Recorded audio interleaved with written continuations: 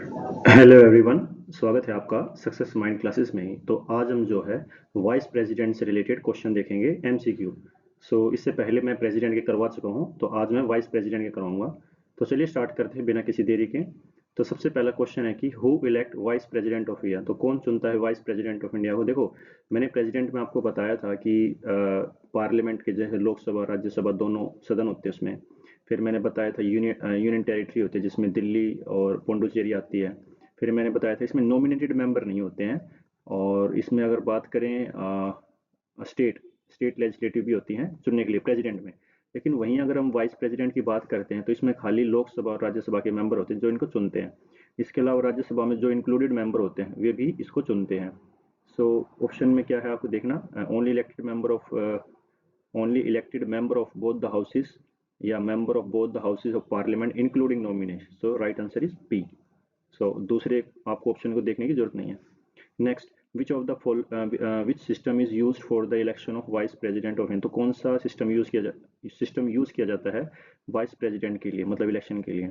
तो इसका right answer है C, proportional representation by single transferable vote. यही प्रेसिडेंट के लिए भी यूज किया जाता है। नेक्स्ट है third, who decide dispute related to election of vice president.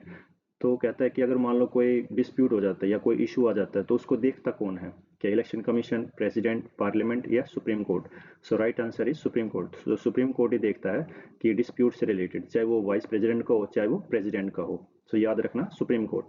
Next है, what is the one qualification required for one person to elect a vice president। सो एक क्वालिफिकेशन क्या है जो वाइस प्रेसिडेंट बनने के लिए चाहिए। सो ऑप्शन आपके समक्ष हैं। क्या वो सिटिंग लोकसभा का मेंबर होना चाहिए, या सिटीजन होना चाहिए, या फिर मस्ट बी पॉलिटिकल पार्टीज होना चाहिए, या अबो द 45 ईयर एज, मतलब 45 साल से ऊपर होना चाहिए। सो राइट आंसर क्या हो, तो ऑब्वियसली बात है सिटीजन होना चाहिए वो। ठीक है, याद रखना इसको।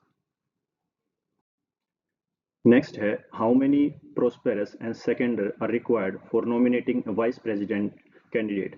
सो कितने आपको प्रोस्पेरस और सेकेंडर चाहिए, कहने का मतलब गवाह। अगर मैं आपको सिंपल भाषा में बताऊं, मतलब कितने आपको सपोर्ट करने के लिए चाहिए कि आप नॉमिनेशन कर पाए वाइस प्रेसिडेंट के लिए। इसका राइट आंसर है सी। 20 होने चाहिए प्रोस्पेरस और 20 ही सेकेंडर होना चाहिए। ठीक है। नेक्स्ट है, which article of the constitution deal with the term of office of vice president of India. कौन सा आर्टिकल डील करता है वाइस प्रेसिडेंट के ऑफिस के लिए। ऑप्शन आपके समक्ष है, 64, 66, 67 या 69। Right answer is C, 67। Next है 7, which of the following is not a function of vice president. कौन सा फंक्शन नहीं है इसमें से वाइस प्रेसिडेंट का। Acting as a president in certain contingencies, बिल्कुल ठीक है। चेयरमैनिंग करता है राज्यसभा की, या डिलीवरिंग करता है यूनियन बजट की, या डिस्चार्ज करता है प्रेसिडेंट ड्यूटी जब प्रेसिडेंट एब्सेंट होते हैं। इसका राइट आंसर है सी, क्योंकि जो यूनियन बजट है वो तो प्रेसिडेंट आप पेश करता है, ठीक है, पार्लियामेंट में। तो इसमें नोट पूछा था, what happened to the act done by the vice president if his election is declare void। अगर कहता है कि वाइस प्रेसिडेंट के द्वारा मान लो कोई भी एक्शन लिया गया है और बाद में जो इलेक्शन है मान लो उनका डिक्लेयर वॉइड कर दिया जाता है, मतलब नील कर दिया जाता है, तो क्या वो एक्ट जो है वो रहेगा या नहीं रहेगा। सो इसका राइट आंसर अगर बात करूँ तो वो रहता है। मतलब इतना बड़ा तो नहीं है, पर हाँ, जो उसने ले लिया मतलब जो डिसीजन ले लिया वो रिमेन वैलिड रहता है। नेक्स्ट है, vice president can remove by the resolution pass. अगर वाइस प्रेसिडेंट को हटाना है तो रेजोल्यूशन आप कहाँ पेश करोगे, लोकसभा में, राज्यसभा में, या दोनों हाउसेस में, या सुप्रीम कोर्ट में। तो अब वाइस प्रेसिडेंट तो राज्यसभा में बैठता है, ऑब्वियसली बात है, तो राज्यसभा ही इसका आंसर है।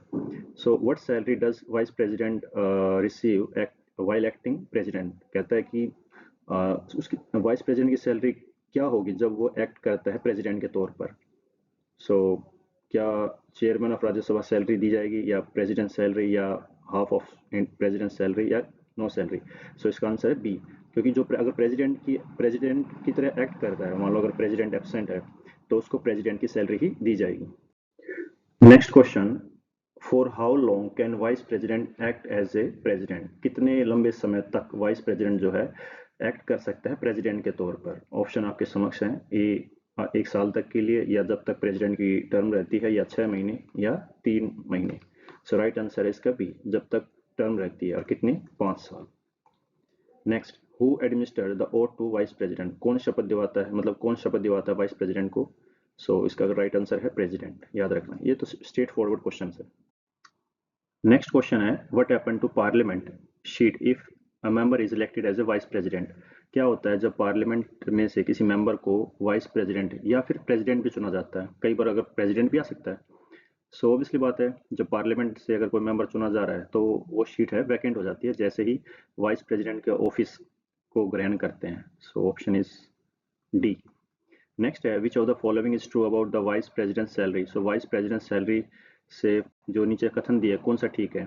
तो ऑब्वियसली बात, अगर वाइस प्रेसिडेंट की सैलरी है तो राज्यसभा में बैठता है तो राज्यसभा की सैलरी होगी। सो ही पेज एट, ठीक है, राज्यसभा चेयरमैन। नेक्स्ट है how can vice president be remove from office? देखो हमने पीछे भी एक ऐसा ही क्वेश्चन किया था जिसमें अगर हमें वाइस प्रेसिडेंट को हटाना है तो राज्यसभा से रेजोल्यूशन पास करना पड़ेगा और लोकसभा से एग्री होना पड़ेगा। ऑब्वियसली बात है लोकसभा से भी वो पास होगा तब जाके उसको हटाया जा सकता है। सो इम्पीचमेंट के थ्रू, इम्पीचमेंट तो सिर्फ और सिर्फ प्रेसिडेंट का होता है, बाय सुप्रीम कोर्ट ऑर्डर बिल्कुल नहीं। ठीक है, तो रेजोल्यूशन ऑप्शन सी।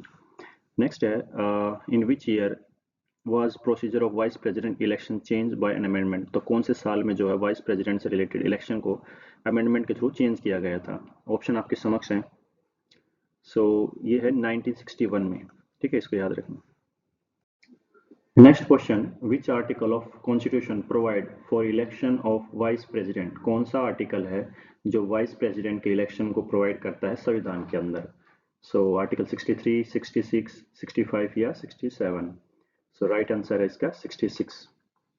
नेक्स्ट है who act as a chairman of Rajya Sabha when vice president discharge presidential function?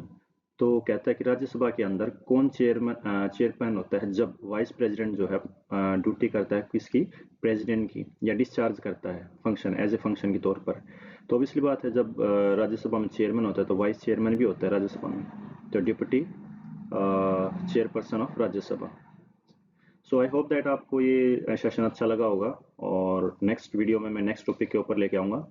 सो आप इसको करिए, प्रैक्टिस करिए। थैंक यू, और प्लीज़ इसको लाइक और सब्सक्राइब जरूर कीजिए।